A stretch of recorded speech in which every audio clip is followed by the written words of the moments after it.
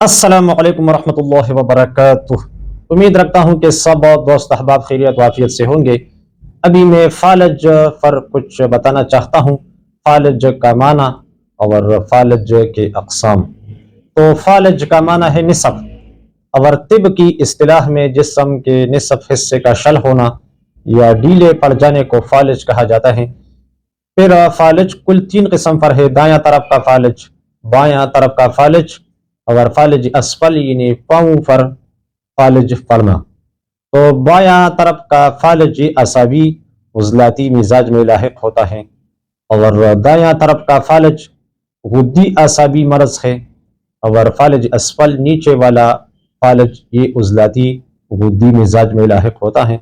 اس تفصیل سے پتہ چلتا ہے کہ فالج مقام تحلیل میں ہوتا ہے، اور یہ بالکل فلسفے کے عین مطابق ہے۔ اس طرح کی مقام تحلیل میں سے خون گزر رہی ہوتی ہے، اور مقام تحلیل میں سے گزر کر پھر یہ مقام تحریک میں چلی جاتی ہے۔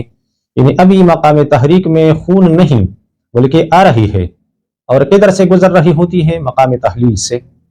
اور یہ کدھر سے نکلی ہے؟ مقام تسکین سے۔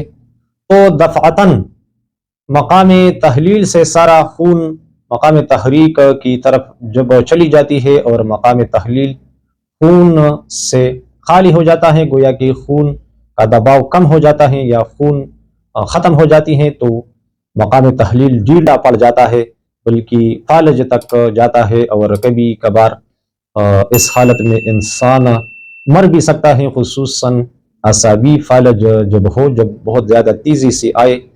تو مطلب مقام تحلیل میں فالج ہونا یہ بالکل فلسفے کے عین مطابق ہے، یعنی عضو سے خون کا سارا چلا جانا۔ تو کبھی یہ نفسیاتی اسباب کی وجہ سے ہو سکتا ہے، کوئی صدمہ ڈر خوف ہو یکدم بہت تیزی سے اس کا جھٹکا آئے، یا کیفیاتی اسباب سے بھی ہو سکتا ہے، اور اس طرح مادی اسباب سے بھی۔ تو آج انشاءاللہ اتنا کافی ہے۔ ہم نے فالج کا معنی، فالج کے اقسام، اور اس کا فلسفہ کہ یہ کس مقام میں ہوتا ہے اور کیوں ہوتا ہے، آج اتنا کافی ہے۔ انشاءاللہ تعالی آگے تینوں فالج کا علاج بماع پرہیز کے بتائیں گے، تو درس کی صورت میں اسے کاغذ پر لکھ کر اس کا جو پرہیز ہے وہ بھی لکھیں گے، اس کا جو علاج ہے تو وہ بھی، دوائی وغیرہ جو کچھ ہوگا تو وہ ہم کاغذ پر لکھ کر آپ کو بتائیں گے، تو درس کا شکل بھی بنے گا اور آپ کو سمجھنا بھی اور یاد رکھنا بھی آسان ہوگا۔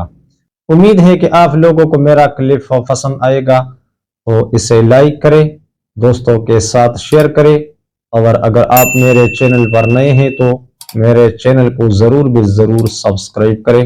السلام علیکم ورحمۃ اللہ وبرکاتہ۔